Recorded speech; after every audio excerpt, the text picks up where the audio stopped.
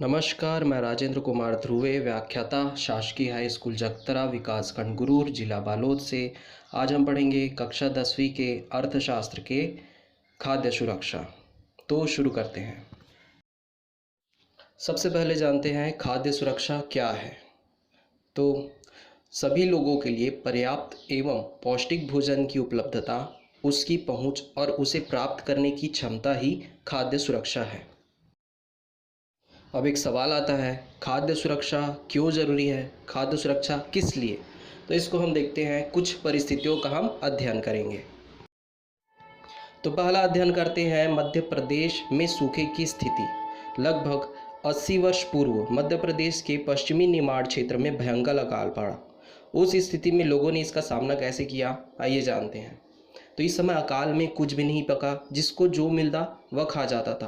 पेड़ की पत्तियाँ, छाल, किसी भी चीज़ को पीसकर खा जाते थे। अकाल के समय जंगल की भाजी भी नहीं मिलती थी। अनाज बहुत महंगा था। पहले 1 रुपये में 5 किलो अनाज मिलता था, मगर अकाल में 5 रुपये का 1 किलो मिलना भी कठिन हो गया। इसलिए लोग ज्वार की राबड़ी पीते थे। ज्वार की राबड़ी मतलब पानी में घोलकर बनाया जाने वाला एक खाद्य पदार्थ है। अनाज की कमी के कारण वह राबड़ी इतनी पतली बनाते थे कि जब थाली में लेकर इसे खाने बैठते थे तो उसमें अपना प्रतिबिंब दिखाई पड़ता था।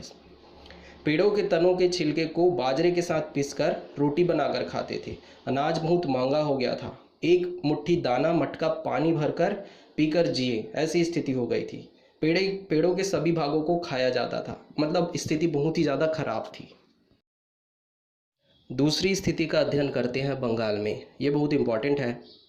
तो यहाँ पे वर्ष 1943 में बंगाल में आए भयंकर अकाल से लगभग 30 लाख लोगों की मृत्यु हुई। अनाजों के उत्पादन में थोड़ी सी कमी से इस अकाल की शुरुआत हुई। अनाज उत्पादन में थोड़ी सी कमी ने ऐसा दुष्चक्र बनाया कि भयंकर अकाल का रूप ले लिया।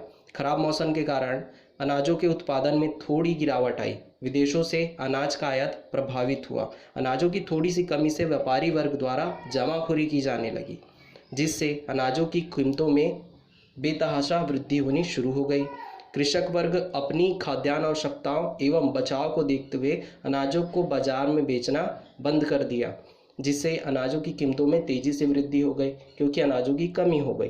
परिणाम स्वरूप सरकार द्वारा भी जमाखोरी, मूल्य वृद्धि रोकने व खाद्यान्न आपूर्ति बढ़ाने का प्रयास नहीं किया गया।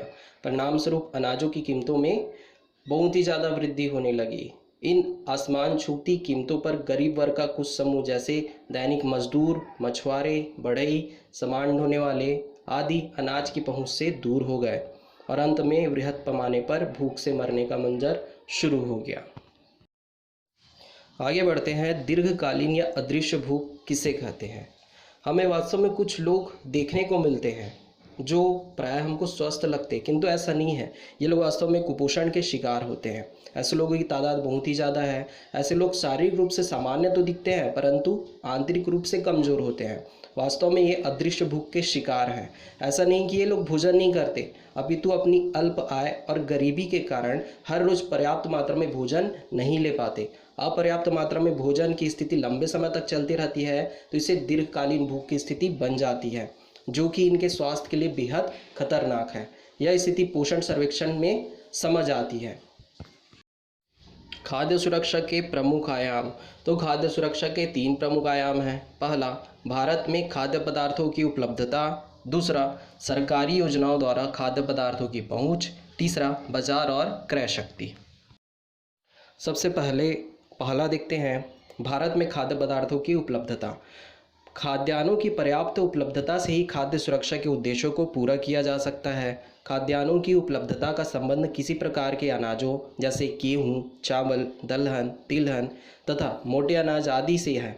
विगत 5 वर्षों में विभिन्न योजनाओं के क्रियान्वयन के प्रयासों के फलस्वरूप देश के खाद्यान्न उत्पादन में काफ़ी वृद्धि हुई है। आज़ादी के समय तक अब तक खाद्यान्न उत्पादन में लगभग 4 गुने से ज़्यादा की वृद्धि हुई है। दूसरा है खाद्य पदार्थों की पहुंच। खाद्य सुरक्षा के लिए खाद्य पदार्थों की उपलब्धता के साथ साथ सभी लोगों के बीच इनकी पहुंच सुनिश्चित करना दूसरा प्रमुख आयाम है।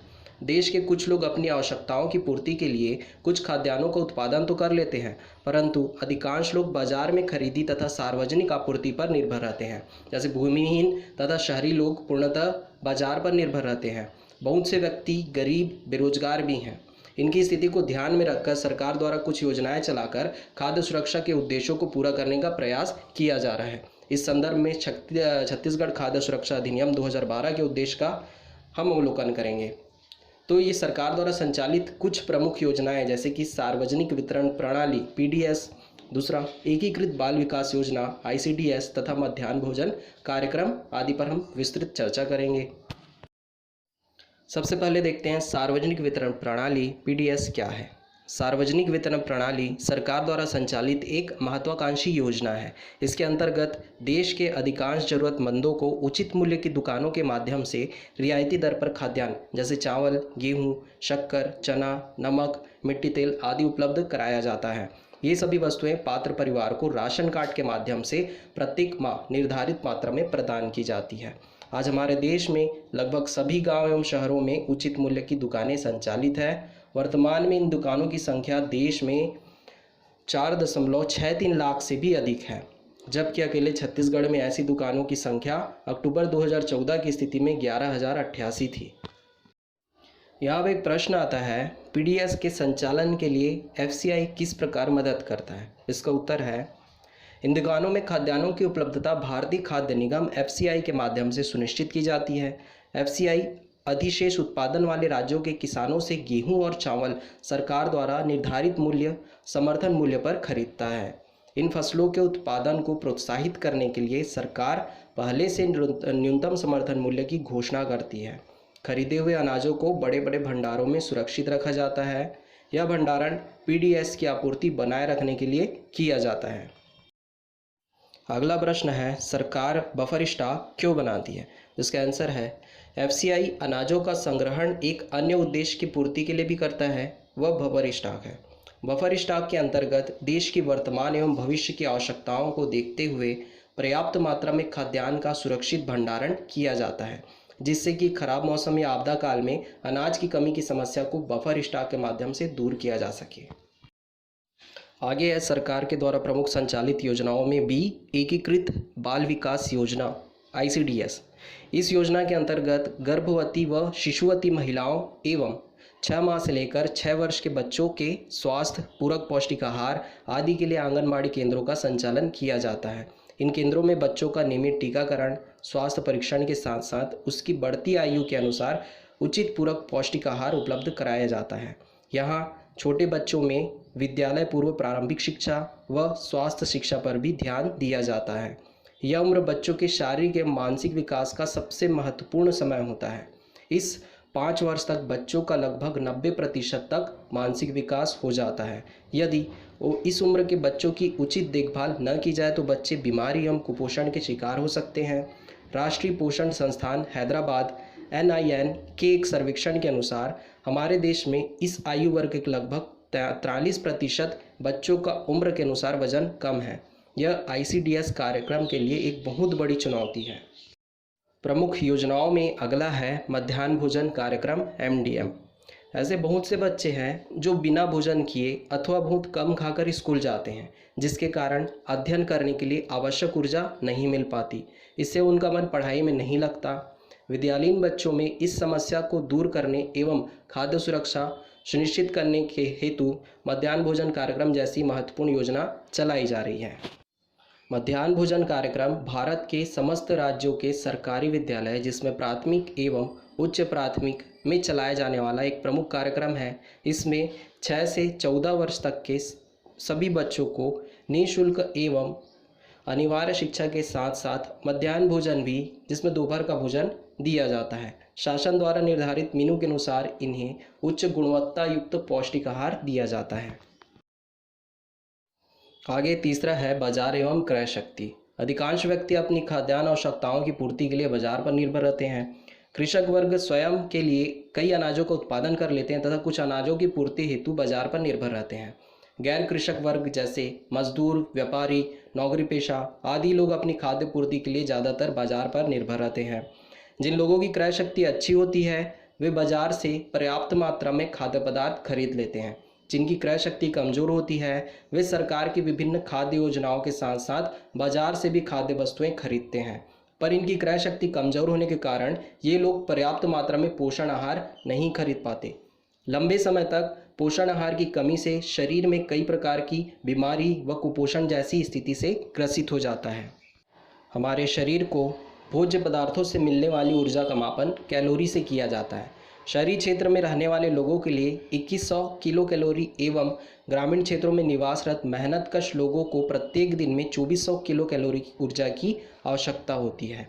हमारे देश में NSSO के एक सर्वे में बताया गया कि दोनों ही क्षेत्र शहरी एवं ग्रामीण स्तर पर औसत कैलोरी का स्तर आवश्यकता से कम है। आगे बढ़ते हैं। भारत में खाद्य सुरक्षा अधिनियम कब बनाया गया? भारत में खाद्य सुरक्षा सुनिश्चित करने के लिए वर्ष 2013 में भारत सरकार द्वारा खाद्य सुरक्षा कानून बनाया गया, जिसे खाद्य का अधिकार कानून भी कहा जाता है। यह कानून देश के अधिकांश लोगों पर लागू होता है, जिसके अंतर्गत पात्र परिवार को प्रत्येक महीने रियायती मूल्य पर खाद्यान्न उपलब्ध कराया जाता है। आगे है छत्तीसगढ़ खाद्य सुरक्षा अधिनियम। हमारे छत्तीसगढ़ राज्य में लोगों को खाद्यान्न की पर्याप्त मात्रा उपलब्ध कराने के उद्देश्य से छत्तीसगढ़ खाद्य सुरक्षा अधिनियम 2012 पारित किया गया, जिसमें यह कहा गया कि यह राज्य के निवासियों के लिए खाद्यान्न की पर्याप्त मात्रा तथा अक्षय आहार की अन्य आवश्यकताओं की पहुंच सुनिश्चित कराते हुए उन्हें सम्मानजनक जीवन यापन कराने के लिए सदैव उचित मूल्य पर तथा खाद्य एवं आहार सुरक्षा उपलब्ध कराने एवं उससे संबंधित अथवा आनुषांगिक विषयों हेतु अधिनियमित है। धन्यवाद।